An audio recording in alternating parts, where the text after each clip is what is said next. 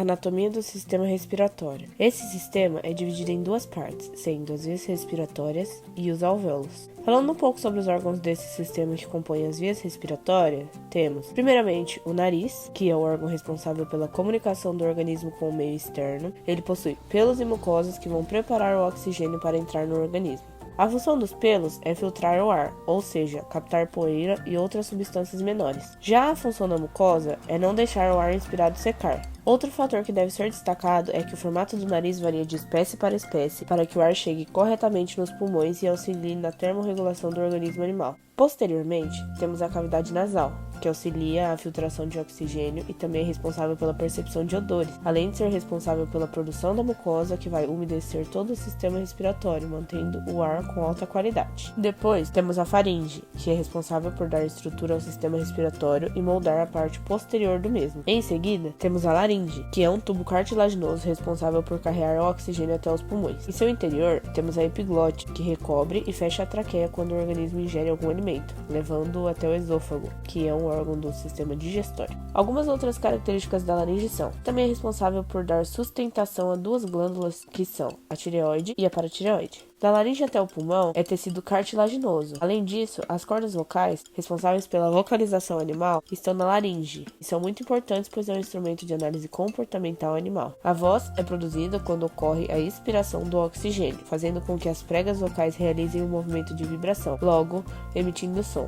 Depois, temos a traqueia, que é um tubo muscular composto por anéis cartilaginosos responsáveis para manter a passagem de O2 aberta. A traqueia compreende desde as vértebras cervicais até a caixa torácica e, posteriormente, irá se ramificar, originando os brônquios. Esses brônquios, que são divididos em brônquio principal esquerdo e brônquio principal direito, são regiões cartilaginosas que permitem a passagem e transporte de oxigênio. Estes irão se ramificar em brônquios secundários e terciários, que irão se subdividir formando a estrutura pulmonar, que é o órgão onde ocorre a troca gasosa, e é composto por milhões de alvéolos, sendo que os brônquios terciários darão origem aos bronquíolos. Esses bronquíolos, que são formados a partir dos brônquios terciários, se ramificam para formar os alvéolos, tendo como função principal o transporte do ar até essas estruturas. Os alvéolos são responsáveis pela formação final do sistema respiratório. Sua estrutura, em forma de cachos, tem finalidade de aumentar a superfície de contato com o ambiente, pois é nesse órgão que ocorre a troca gasosa de oxigênio pelo dióxido de carbono. Falando um pouco sobre a proteção dos pulmões, devemos ressaltar que existem duas camadas que protegem o pulmão. Essas são chamadas de pleuras, que são camadas de tecido conjuntivo, que são classificadas em pleura visceral, que é a camada protetora grudada no pulmão, e pleura parietal, que se encontra acima da visceral e é mais externa. Entre essas pleuras tem o líquido seroso chamado de líquido interpleural, que protege o órgão, permitindo que as pleuras não grudem e também permitindo que o órgão consiga realizar a movimentação necessária para realizar o processo de ventilação pulmonar. Resumindo, de maneira geral, podemos dizer que os órgãos da via respiratória são nariz, cavidade nasal, faringe, laringe, traqueia, brônquios e bronquíolos, órgãos responsáveis pelo transporte e preparação do ar até a parte funcional do sistema respiratório, ou seja, os alvéolos, enquanto o órgão ou estrutura funcional são os alvéolos, área responsável pela troca gasosa. Sobre a fisiologia do sistema respiratório, é importante saber que a principal função do sistema respiratório é a troca gasosa ou hematose pulmonar, ou seja, inspiração de O2 e posteriormente a eliminação de CO2 para o ambiente. Além disso, tem função de termorregulação e equilíbrio ácido-base do pH sanguíneo. O sistema respiratório funciona através dos movimentos respiratórios, que compreendem a inspiração e expiração, ligados ao músculo diafragma, que auxilia tanto para permitir a entrada de ar oxigenado, quanto para expulsar o sangue com dióxido de carbono. Na inspiração, ocorre a contração do diafragma e a abertura dos pulmões, aumentando a área de superfície com a parte irrigatória do pulmão, permitindo a entrada de ar oxigenado para realizar o processo de hematose. Já na expiração, ocorre o aumento da pressão sobre o pulmão, relaxando o músculo do diafragma, para que esse possa ser excretado e assim o gás desoxigenado seja expelido do corpo, já que é inútil e pode ser tóxico caso fique acumulado. Pensando no diafragma, podemos dizer que ele é um músculo que divide a caixa torácica da caixa abdominal, como se estivesse dividindo o animal ao meio, separando a parte cranial da caudal. A principal função desse sistema é realizar a hematose pulmonar, que é a troca entre O2 e CO2 que ocorre por troca de pressão desses compostos presentes nos pulmões, atmosfera, veias e artérias. De maneira geral, a hematose consiste na troca gasosa de O2 inspirado, que chegará nos alvéolos através das vias respiratórias e é trocado por CO2, garantindo o transporte de O2 pelo organismo animal pela hemoglobina, que está na corrente sanguínea.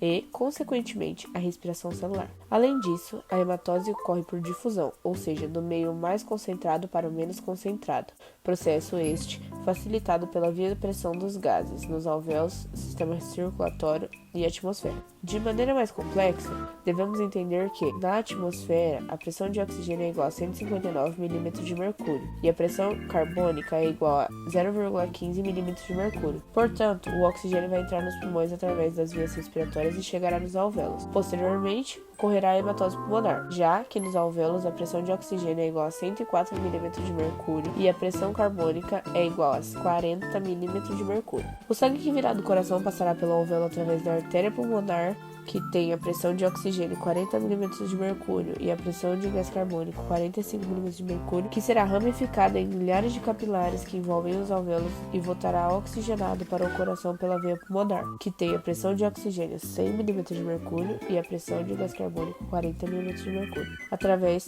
dos capilares que irão se unificar em vênulas e posteriormente na veia pulmonar. Outra importante função do sistema respiratório é o equilíbrio ácido-base. O pH sanguíneo é regulado pela concentração de CO2, que quando se liga com a hemácia e reage com a água, terá uma reação cujo produto será o ácido carbônico, que será responsável pela formação e aumento de íons H+, que vão para o plasma, acidificando o mesmo. Posteriormente, ocorre a manutenção da acidez sanguínea, portanto, a concentração de CO2 é muito importante para a manutenção da acidez sanguínea, e por isso é importante que esse CO2 seja expelido e não fique alocado e acumulado dentro do organismo. Por fim, como última função, temos a termorregulação, que consiste no equilíbrio do ar inspirado com a temperatura sanguínea que está passando pelos alvéolos. Esse processo ocorre através da produção de energia no interior do corpo, sendo que apenas parte dela é liberada na forma de calor. Essa energia dissipada provém da oxidação completa da glicose. A importância da respiração para esse processo é explicado quando pensamos que o oxigênio é o agente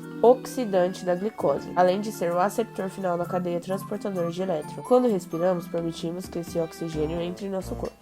Por conseguinte, conseguimos chegar à conclusão de que os animais que realizam intensa respiração celular devem captar uma grande quantidade de oxigênio, fator que pode ser facilitado ou prejudicado de acordo com os formatos e tamanhos das narinas de diferentes animais. Logo, os que precisam captar mais oxigênio têm as suas narinas maiores. Esse sistema que foi apresentado até agora diz respeito ao sistema respiratório da maioria dos animais de produção, como suínos, equinos, caprinos, bovinos, entre todos os outros animais terrestres. Porém, alguns animais apresentam algumas peculiaridades nesse sistema respiratório. Agora, a gente vai apresentar um pouco sobre cada um deles. O sistema respiratório das aves tem algumas particularidades. Por exemplo, não tem diafragma e possui estruturas chamadas de sacos aéreos. E também tem as seringes, que é a estrutura que possui as cordas vocais responsável pelo canto e grito das aves.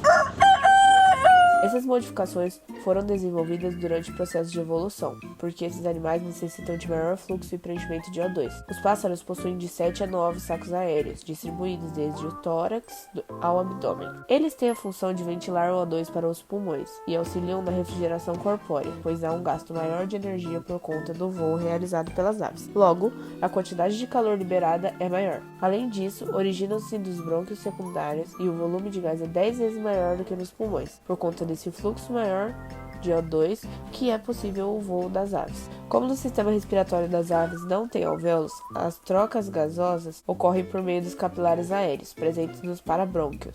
Nesses parabrônquios, há a presença de tubos finos contendo ar, logo permitindo a troca gasosa. Outro sistema respiratório que apresenta peculiaridades é o sistema respiratório branquial, presente nos animais aquáticos, como os peixes, crustáceos, alguns moluscos e outros. A respiração branquial ocorre através das brânquias, que são estruturas ricamente vascularizadas. Nas brânquias, o oxigênio presente na água passa para o interior do corpo e o dióxido de carbono que está no corpo do animal passa para a água. Para que a respiração ocorra nos peixes, é necessário que a água entre pela boca e saia pelas brânquias, obedecendo a um fluxo unidirecional, sendo que a água entra na cavidade bucal e segue em direção aos filamentos branquiais sempre. Nos filamentos existem projeções denominadas de lamelas secundárias, locais onde realmente ocorrem as trocas gasosas. Cada filamento branquial apresenta duas artérias, um vaso aferente que leva o sangue até o final do filamento e um vaso eferente que garante o retorno do sangue. Nas lamelas secundárias encontra-se a conexão entre os vasos eferentes e aferentes. O fluxo sanguíneo da lamela é no sentido oposto do fluxo da água. Isso garante que mais oxigênio seja captado em um processo conhecido como troca por contracorrente. Caso o sangue se movesse na mesma direção que a água, a captação de oxigênio seria mais baixa, dificultando a troca gasosa. A passagem de água pela cavidade bucal dos peixes até as brânquias podem ocorrer de duas maneiras, sendo através do bombeamento bucal ou por ventilação forçada. No bombeamento bucal, a boca e as cavidades operculares criam uma pressão positiva nas brânquias, enquanto, na ventilação forçada, o peixe cria a corrente respiratória por meio de uma natação contínua com a boca entreaberta. Agora irei apresentar algumas curiosidades. Dentre elas, quando tiramos um peixe da água, ocorre a aderência de uma brânquia na outra. Por consequência, o contato com o ar fica bastante reduzido, dificultando a respiração, por isso que os peixes devem viver na água. O pulmão direito é maior do que o esquerdo. Além disso, os pulmões contêm quase 2.400 km de vias aéreas e mais de 300 milhões de alvéolos. As plantas realizam o processo inverso dos animais. Enquanto nós absorvemos oxigênio e excretamos gás carbônico, elas absorvem gás carbônico e produzem oxigênio para ser liberado na atmosfera, sendo considerada como nossas parceiras da respiração, realizando a fotossíntese. E, por fim, as minhocas e todos os anelídeos em geral realizam a respiração cutânea, juntamente com os plateumintos e nemateumintos.